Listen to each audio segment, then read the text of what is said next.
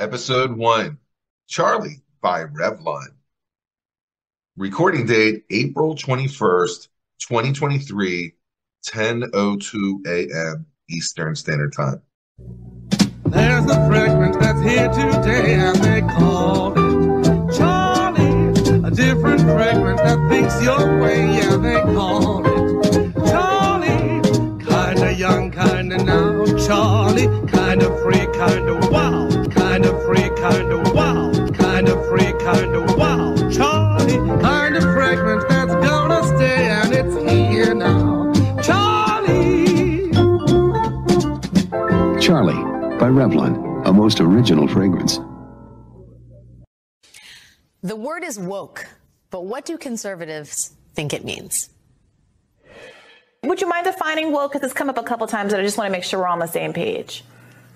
So, I mean, woke is sort of the idea that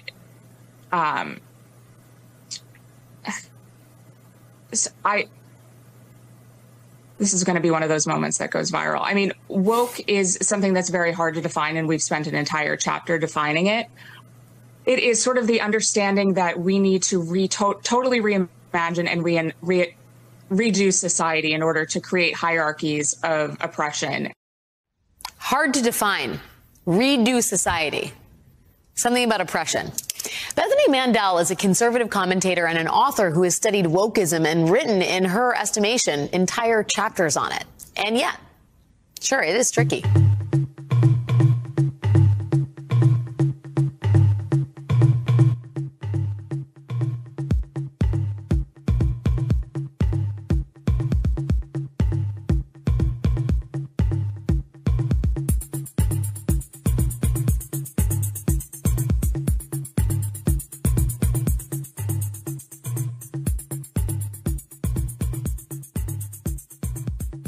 Welcome to Something Came from Baltimore. My name is Tom Gouker, and normally we review jazz, blues, and R&B music.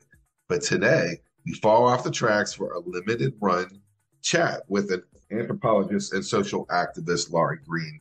I only really met Laurie Greene once at a party in Atlantic City, but I liked her post on Facebook, and out of the blue, I sent her a message January 27, 2023. Laurie, I am such a fan of yours, and if I move back to Atlantic City, my goal was to finally officially meet you. I had an idea about working together to do a limited run podcast about mind, body, and spirit. I think by asking you questions, it could almost flesh out your next book. It has been in my head for a while, and it came to a head last night when I went to a Led Zeppelin tribute concert. I was in a room with people my age, and I noticed everyone was hunched over and could not balance walking. We are all busy, and I am in the process of buying a house. But if you are into it, this could be a limited run podcast, maybe 10, 30-minute episodes. I hate spell check. Well, that kind of happened. We met for 7 lengthy sessions, and we had a conversation. And it wasn't an interview. In fact, every question that I wrote in advance, I never asked at the time.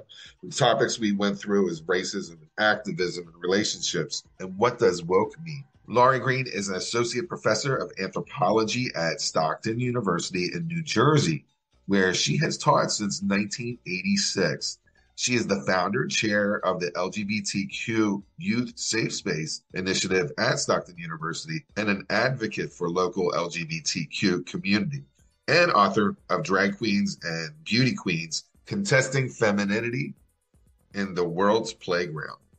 This mini-series is a 14-episode. It's called Kinda Free, Kinda Wow. Background music by D-Light. It's the 1990 World Click album. Songs by Bobby Short. Now, let's get into the conversation today. I can't even say, Laurie Greene, welcome to Something Came from Baltimore, but that's my line for most people. We don't really know what we're going to call this. I met you, I believe, just once, and I had to be visible. I came back into town and picked up where we left off on the Be Visibles right before COVID. So it was February, right before COVID stopped, and we had it, and good turnout for, just like, oh, we're doing this again. And about 2 hours into the Be Visible, you walk in the door, and I remember it like that commercial, Charlie. Remember that? Are you joking? Yeah, no, I'm serious. kind of young, kind of wow. Charlie, I swear you danced through the whole crowd. And I'm like, who is that? So it's funny that reference because I don't think they have Charlie Cologne. That's hysterical. That's hysterical. So I was like, who is this person? And I did work my way around. I said hi, and I noticed that you had a really good energy, really enjoying the company of other people. Obviously, you knew them pretty well. And then I was like, oh, well, I'll just meet her later. And it just kind of never happened. And then the next day, I'm at a meeting where I'm trying to kind of work with the Chicken Bone Beach group. Right. And I turned it right beside me. And I was like, that's the Charlie lady from last night. I know for a fact that is the first time I've been associated with the Charlie lady. Funny, Tom, is I'm actually like by nature, I am actually like really introverted, I have skills because I'm a teacher, that I've developed, especially when I'm in front of people like professionally, it's not really me. And I can perform. But it's funny when it's me, my friends will tell you, I will get weird and get really shy, especially in front of people I don't know. But so I think it's hysterical that you associate me with the Charlie lady. I find that to be a huge compliment. It means I've done my work to take my, get my social skills together. Well, definitely. And also you were in safe spaces too. Both of those places, you knew everyone, you knew what was going on. Exactly. I'm a solitary person. Maybe I think people misunderstand what introverts are. I'm not necessarily quiet. I can be really talkative, and especially with just one person or with one or two or three people that I know really well. I could be an annoying, loud person in the room, but it's with unfamiliar, managing social situations where I don't know people or there's a lot of people. I could be absolutely overwhelmed, So it's not that I'm not social. I love being social. It's that I can't always manage those situations in ways that I feel comfortable. I do like being around people. Having said that, I also like being by myself. I live by myself. I travel by myself. I don't have a partner. I'm fine with that. I'm extremely comfortable being alone. And I don't have a TV, for example. I rarely play the radio. I like quiet because, when I'm out in the world with people, which I do enjoy, it gets to be a lot. And I like to come home and have a sanctuary that's quiet, and where I can get my thoughts together and collect my energy for going out again. And, people that know me very well know that about me. And then sometimes if I am tired or I haven't collected my energy, I can be very not social. As Jean, I don't know if you know Jean Antolini, but she always says that, are you being weird again? When I get like that. So I think that's how I would frame my introversion. I think they call it like an introverted extrovert, right? There's different categories of introverts. I think my strength actually is my ability to be alone. I think it's really where I draw most of my strength from. We're at an age, I'm assuming you're kind of in my age group. You look at like being connected with a partner as like a positive, and that you're trudging through this earth together as a duo, and sometimes doesn't really fit a person like that. So the fact that you can travel solo, feel very independent, and it doesn't impede you is great. I think there's a myth there that you have to have that partner or you have to have that special person beside you. I have ideas about partnering. I have very strong ideas about it. I wouldn't mind having a partner if someone came along that suited me, that we fit. I feel like my friends, I have so many great friends. I always like to say I have a wealth of riches and friends, and they're real friends. Mm-hmm. And they all fulfill different aspects of my needs so fully, that there's only one other thing I need a partner for, that would be sex. That would be the one thing. But I always feel like a lot of people who do partner misunderstand what they can expect from somebody. So I think we expect a partner to be everything to us. And I don't think there's anybody that can fulfill that. I think it's an unreasonable expectation. So I like to say, like, some of my friends are my intellectual partners, and they're people that I talk about philosophy with and academics with, and, those kinds of subjects with. And then some of my partners are emotional partners. They're people that, I can tell my feelings to, and I know they'll respond and they understand, and I feel safe telling them those things. And then I have travel partners. I have dance partners, because I love to dance and I do Latin dance. I have going out for drinks partners. I have hanging out partners. I have partners that are just my support system. I have colleagues that are partners in those various collegial things that I do. And I don't expect one person to fulfill all that for me. And maybe that's why I haven't partnered, because I don't really feel it's fair to place that on someone, or I haven't found somebody that I can place that on, that understands that and is willing to be that one aspect of a partner for me, or one or two aspects of a partner for me. But I'm open to it, but really I'm just so grateful for the friends that I have. And, to me, that's fulfilling to me.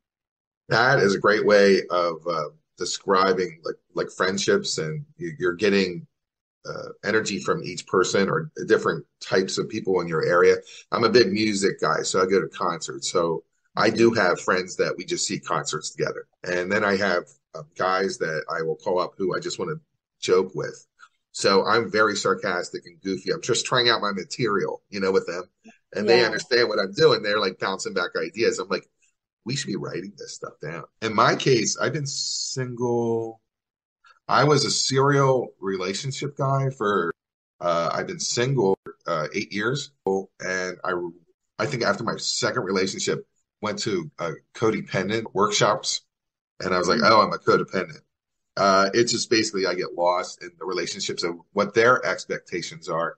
But also what I am is I'm trying to heal their wounded child, doing whatever I can to heal them, but they'll never be fulfilled by what I'm offering them. Then I feel later that I feel I'm kind of being used or abused in some ways, and then it just kind of falls apart. Yeah, I've had a relationship where I've been the fixer. But I also saw that I was doing it, and just got out of it. When I think, don't we all have tendencies for like the three-legged dog? We look at someone, we see potential, and we're like, oh, if they only had X. Yeah, the truth is we can't fix anybody else. I've got enough trouble fixing myself and keeping that together. I always say when people, because I teach yoga, I often get, needy isn't the right word, but I get people who feel like I know things they don't know and they want to ask me for answers. And I don't know the answers for them. And my answer to them is always, I teach yoga. I've got a 3-ring circus inside my head I'm trying to manage. I'm the least qualified person to try to manage your problems. I really believe that, as together as anybody looks, everybody's got a story, and everybody's got their own little battles with themselves and with other people that they're working on. And I make sure I don't advertise myself beyond my scope. I'm here to do what I am to do. And I don't want anybody to be dependent on me for things that I really can't fulfill properly, but again, as a yoga teacher, because a lot of people come to yoga for that kind of a thing, and they think they have ideas about who you are. And I'm always sort of creating boundaries around that so that I don't get myself into those situations, because I did it early on, and I learned very quickly that was not something that I wanted to be doing. I think I'm just a good student, Tom. Yeah, well, that's interesting because yoga in general obviously has a health benefit. It has a not mind, body, spirit connection. And then what are they people looking at you and saying, oh, you're a conduit to something I'm trying to reach for? And yeah, or like, oh, you must have your everything together because you do yoga. I'm like, no, I'm just as much of a mess as you are. I'm just, trying to work on it in my own way. But I would never, it's funny because when you talk about like people that are influencers and things like that, I don't have any desire to do that. I don't want to be responsible, for anybody's decisions besides my own. You do know what I'm saying? Like, I know that I have enough trouble doing that, being the person that I want to be, that I think is a solid individual that's living a truthful life, an honest life, because, we can fool ourselves as well. You made me think of when I was younger, in my 20s, during that, I guess when I was going through codependency and therapy, and I always thought it'd be interesting if everyone was able to write a book about their life, and because people don't know what's going on behind them, but by reading that story, you go, oh, everything kind of parallels similar things that I go through or I've experienced. We're all the same, but at the same time, we're different, but we forget that we're all the same. Yeah, I mean, I like to think of it as, sometimes you look at people and you think, oh, they're so strong, or they're Teflon, or they're a bully, or they're, whatever they are. And, but I do know from experience, or at least I believe from experience, that people are fragile. Everybody, no matter what they present, they're easily injured, and I think that's why we have to keep that in mind when we interact with people, and, try our best to be kind, even in the face. I've just had my own challenges recently with this, even of the face of somebody being, cruel to you or unfair to you, that it's okay to stick up for yourself, but it's also, you need to remember that everybody's got a story, and everybody is actually vulnerable. And usually people that present themselves as not, that's a front for extreme vulnerability, and people that are more open and seem vulnerable, that they're actually less damaged in a way, they're less likely to be upturned by somebody's cruelty. And so I try to keep that in mind.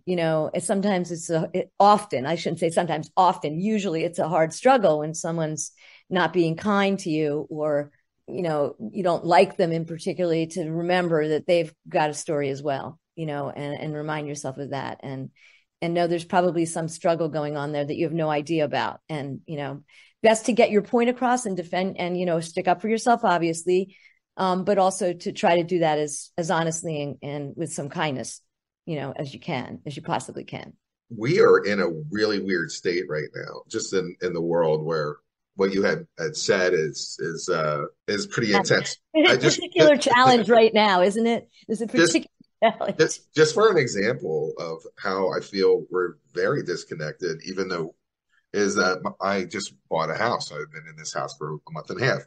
The guy on my right, I know there was a gentleman, lives there, and I heard steps. It was yesterday. I was just getting ready to go to my Quaker meeting, and I heard someone. I finally heard noises, and I saw him get in his car, and I followed him out. And I was getting ready to get my car anyways, but I stood by the door, and I just said, "Hey, I'm at 706. I'm your neighbor." I said, "How are you? How are you? I haven't met you yet." And he looked at me and says, I don't live there. I don't know what you're talking about." And it was jarring. And I thought, well, how scared we are now. Like, he does live there. I know he lives there, but it's how scared we are to have like that commonplace, just casual conversation with each other, where there's a sense of fear that other people can hurt you. Yeah, I mean, it's interesting because I was helping a friend give out flowers and brochures to try to get them to come to an Earth Day, a free Earth Day activities thing for kids at the Walk in Atlantic City.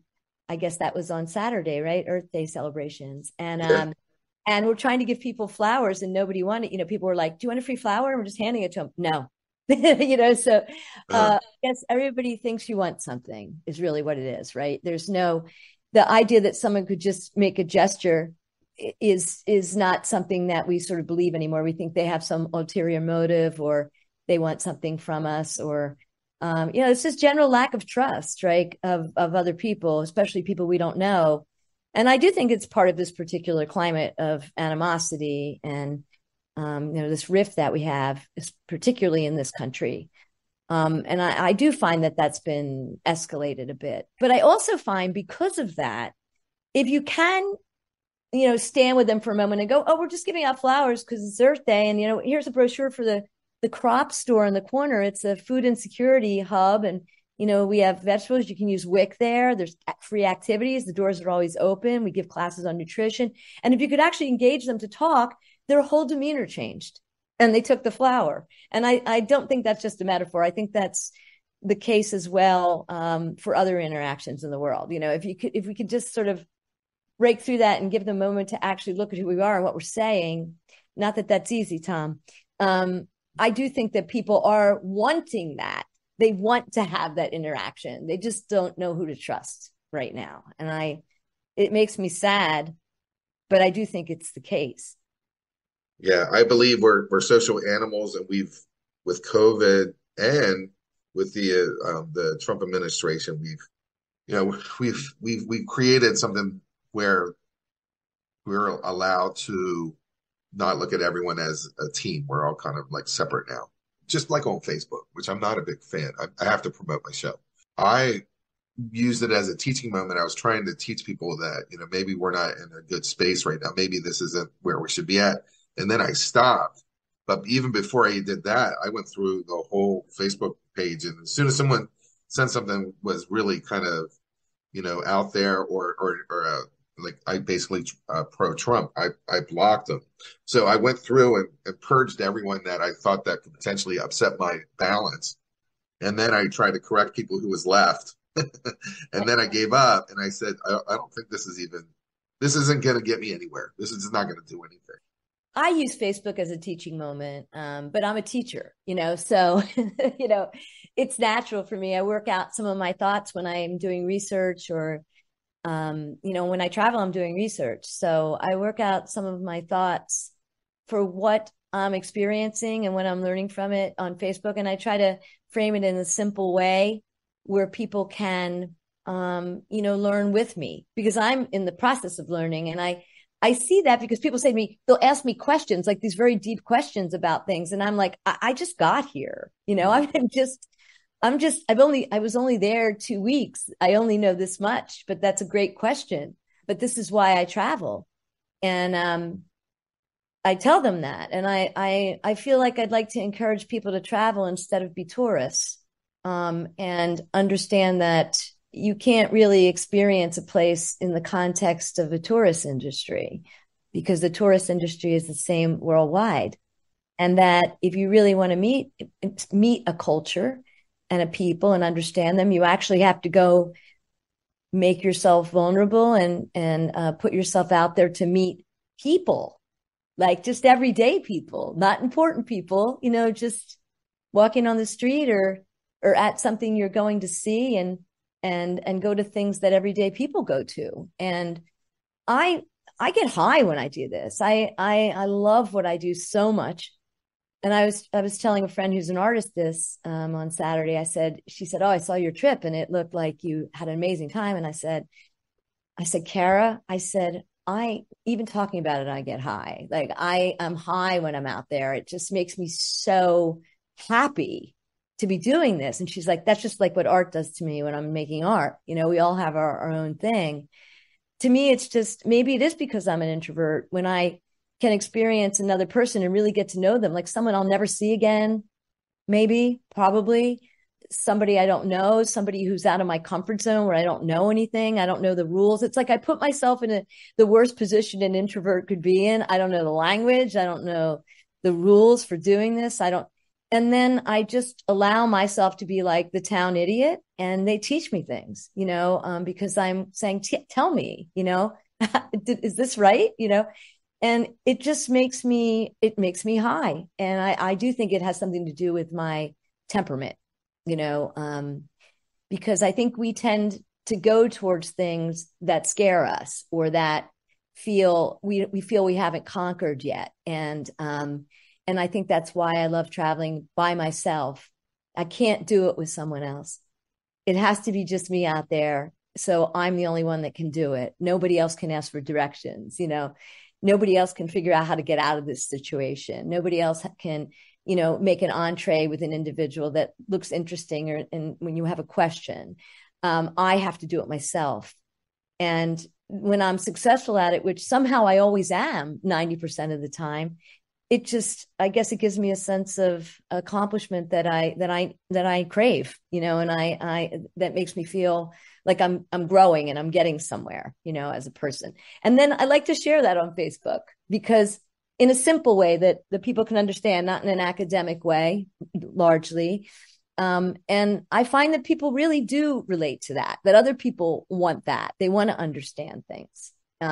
Because they haven't ever experienced a place except as a tourist, maybe, because they're afraid to go out of the all-inclusive, because they think it's dangerous, because they don't know what's out there, and those people might not like me, or I don't speak the language. They're just not willing to take those chances.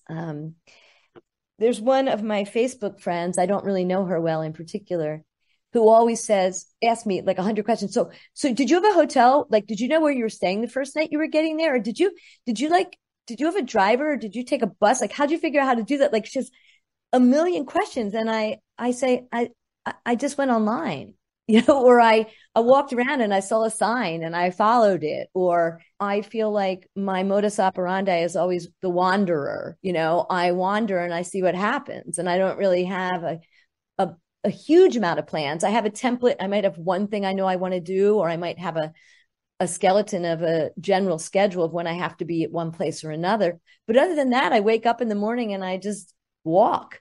I walk out of wherever I'm staying and I see what's out there, and I do think if we use Facebook for that I do think there's a place for it in advocacy, in the sense, like, I think our messaging about what we think is just or right, as long as we don't get into fights with people on there, I don't think that's a bad venue for Facebook. I think it could be an educational moment as well, as long as we make a pact with ourselves that we don't get into it with people. We just say, well, that's my opinion. I'm happy to listen to yours if you can be polite and respectful, to other people here on my post, And so I know, but Facebook it is problematic, right? All the social media is. I'm not on the others. I limit myself to Facebook because I just don't want to be involved in it, the rest of it, like Twitter or TikTok or Instagram. And maybe it's because I'm old too, and I just don't want to learn in new formats. I'll read the scrolls for the other ones, and I don't know who has the time to write like all these thoughts. I just want to poke the bear and hang up. Yeah. Yeah. I just don't want to get that involved. It's not worth it. And I don't know where it's going. And it seems like some people are just really just angry. And I'm like, I just don't want, I feel that whatever I say is not going to change that. Like, I had friends who never left the country and they wanted to go on a cruise. And the cruise drops you off in Mexico, and they were so excited. And I said, well, you're not going to really see Mexico. And they're like, what do you mean? And I said, well, this is like a tourist system. I said, when you're on a cruise, they're giving you some options. They're very limited. I said, you can feel comfortable within those options. I said, but when you get off the boat and you're like, oh my God, I'm in Mexico, you're in a tourist Disneyland that has been created for you. Right. Tourism is curated. It's a curated experience. It's not a full experience. Yeah. And they were like, oh my God, I'm in Mexico. I said, yeah, you're kind of in a hub, created for people who get off cruise ships. This is not Mexico. I said, this is far from Mexico. I said, this is very safe and very homogenous, and it doesn't really even explain anything of what the Mexican culture goes through. I said, but enjoy it. I mean, don't do that and still go. When I started out traveling, it would be a whole bunch of gay guys, like about 7 or 8 guys, and we would go travel, and I had to stop it right away. One, because no one could make a decision on what they were doing. And feelings were getting hurt. And I said, well, I think I'd like to go by myself. And I said, I will meet up with you guys for dinner, like at 4:00 or something, but I'm on my, when you're in a group setting or you're dealing with someone else, when it comes to that travel or exploration, you really have to put them into consideration. It limits you on how far you can expand, where you can.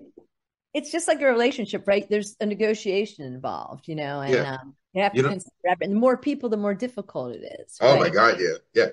I'm at a point where, you bringing someone, a partner along, you've already limited some of your exploration that you can have, just right there on the top, just out of consideration. You have travel partners. I have one person, one of my friends, Lisa. She's the only person I can really travel with, and she knows it. She says the same to me, because we can look at each other and go, I'm going to go here today. Where are you going? And if we both want to go there, we go together. If not, we go to different places and we meet up later, and we're fine with that. And I feel the same way about a relationship with that. I always feel like, for me personally, the ideal relationship would be someone who had their own life and their own interests, that didn't have to have anything to do with mine, but they were passionate about. And then when we came together to do things together, it's because we want to, not because we have to. Yeah. And I feel like that's the relationship I have with my travel partner, Lisa, is when we do things together, it's because we want to. It's not because we feel an obligation to. And then those are the kind of people that I personally can travel with. I have one. I'm sure there are others, but I know I have one. But I enjoy traveling alone so much. I don't look for them. I don't look for people to travel with. Yeah. I have one friend called, his name's Al, and we travel well together because I do the exact same thing. I'm like, what's your game plan today? And he has a game plan. I said, well, this is my game plan. We'll meet up at 4 for, I don't know, dinner, that kind of thing. And maybe at the end of the day, we may hang out and do something. But he doesn't feel like hurt that I want to do something else. And, and that's a good thing. I had an ex who said that he was a citizen of the world, like their geographic boundaries like were limiting to him. And when you were exploring in your travels, when you say, "Oh, I'm an American," and these are my American values that I bring to the table, and you're exploring the world, it limits you a little as opposed to I'm just a person. I'm new to town, and I'm just trying to figure this out. You carry a lot of baggage. Oh, absolutely. I mean, I used to joke that it really was a joke. I used to joke during Trump administration when I was traveling that I told everybody I was a Canadian because I didn't want to answer the questions, that they had for me. But no one ever thinks I'm an American when I travel. Part of it's the way I look. I'm much smaller than most Americans that they're used to seeing. I'm a bit darker than most Americans. I don't dress like most Americans. I'm just sort of, I'm not a high fashion person, especially when I travel, because I always travel with just a small, no matter how long I go away, with just a small carry-on, because it's against my religion to check luggage. And I know I also only wear 3 of the things in my suitcase anyway, no matter what I pack. So, I'm always wearing like sort of schlumpy clothes, nothing fancy. I don't have like tourist sort of clothes on. And their stereotype of an American tourist is the opposite of me, and so I just had this experience in Bali. I had stopped in a miniature painter's studio because there was a painting on the wall, hanging on the wall where I was staying that I just loved. And I thought, I'm going to go. They paint miniatures here, and it's an Asian tradition in many Asian cultures. I said, I'm going to go find this. And I looked it up online, and I walked over there, and we're talking, and I was asking him about the tradition, and the painting in my room was his grandfather's actually, and he had passed away, but he was doing the painting, and his sons were painting as well. And I said, just like when I came in, I said hello and then thank you in Balinese. Like I know like 5 words in Balinese, literally, but I usually learn those words when I go somewhere. And please, thank you, or a few phrases. And he looked at me at one point in the middle of our conversation, and he said, "Where are you from?" And I said, the United States. And he looked very confused, and he said, "But you're Bali sized. Like I'm as big as somebody from Bali, And he sort of kept, and then he asked me 2 more times where I was from. And I think it's also my demeanor, because I'm asking questions about their lives, not about where the best restaurant is. And, I guess things tourists ask. I'm not asking kind of questions. I'm asking about miniatures and what was it like during COVID for you guys? And, just things I was curious about that I would ask people here, or friends, or because to me, people are people. And we're different. I mean, our cultures are very different, but people are people. And it always amazes me how similar we are, even though our cultures are so different. It's one of the things I love about being an anthropologist. I remember sitting just this last trip. It was the first night I was in Bali in the north, a fishing village, where there are a few expats that live there, but almost no tourists, 0 tourists, especially right now after COVID, hasn't recovered yet. And I'm at a temple because they were having a ceremony. It was a 10-year anniversary of one of the temples. It's called a Dalam, where they do cremations. It's a temple to Shiva, the local temple there. And I went to this ceremony, and people were sort of looking at me and, who are you? Because I was the only person there that wasn't from there. And I'm just sitting quietly, in the background, so I'm not in anybody's way. And I'm watching the kids, and they're just acting like kids everywhere, and of course they are, because kids are kids, they're the 11-year-old boys or whatever, the preteen boys are sort of pushing each other. And a little boy next to me was bad, and his mom was telling him not to put his hands in his mouth because they were dirty. And, and I thought it's just like I almost cry, because I'm so moved by how similar people are. It's the same. Again, there is a common humanity that we have, and I'm not trying to be cheesy. It's real, and that is something you learn when you travel, not when you tour. Because the people in the tourist industry are there to wait on you, and they act very differently than they do in their regular lives. They're trained to be service people, mm-hmm. and then they're also trained to tell you certain things and not other things, because they want to make sure that you're having a good time and that you're treated with a certain amount of respect. And it's very different than a genuine interaction with somebody from there, but that I remember I was sitting next to a guy that eventually asked me to his house for dinner the next night, because it was his sister-in-law's birthday and they were making a special dinner, and he wanted to know if I want to go. But before that, we're just sitting there, and he was asking me where I was from, because he spoke English. Not very few people did. He spoke good English because he was part of the tourist industry before everything fell apart with COVID. Now he was working for the government, he told me. But he was asking me things, and he was telling me about his son, and I was joking with him, like, oh, there they go, those kids, they all want this or that. And we were laughing about it. And I just met this guy, so I don't see how you have an interaction with that, like that, in a tourist context. I just don't see it, and that it's a very important experience for people to have. And I really do believe, and I don't think I'm being squishy or a Pollyanna about this. I think if more people had that kind of experience, we would be kinder to each other. Definitely. I mean, and it makes me sad that we don't crave it,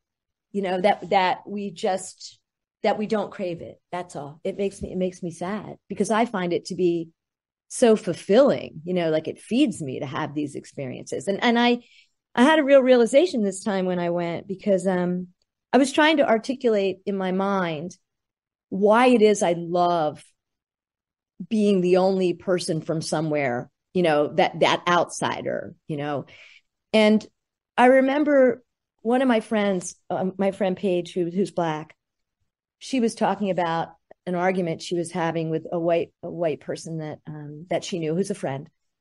And she was trying to explain to him that you've never been the only white person in a room. I've been the only Black person in a room, and it's a very different experience. Like, she was trying to explain to him what this is like, and how you have to be sensitive to somebody who is that Black person in the room.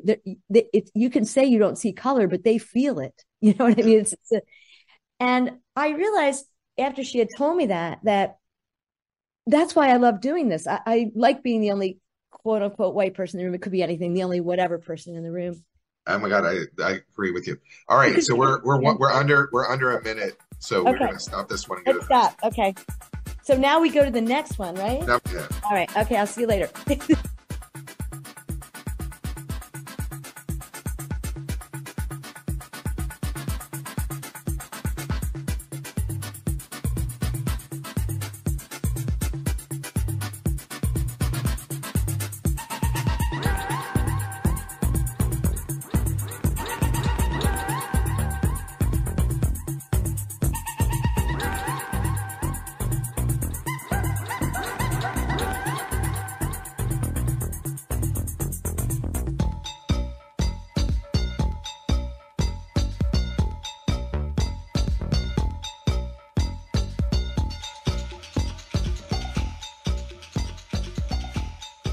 We're dropping these conversations in a timely fashion, but this is binge-worthy. And if you're interested in binging, we have the link inside the show notes.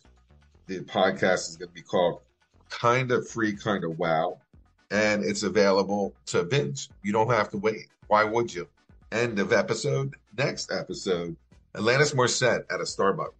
It's Bobby Short live at the Carlisle. Miss Otis regrets. Miss Otis regrets she's unable to lunch today. Madam, Miss Otis regrets she's unable to lunch today. She is sorry to be delayed, but last evening down in Lover's Lane she strayed. Madam, Miss Otis regrets she's unable to lunch today.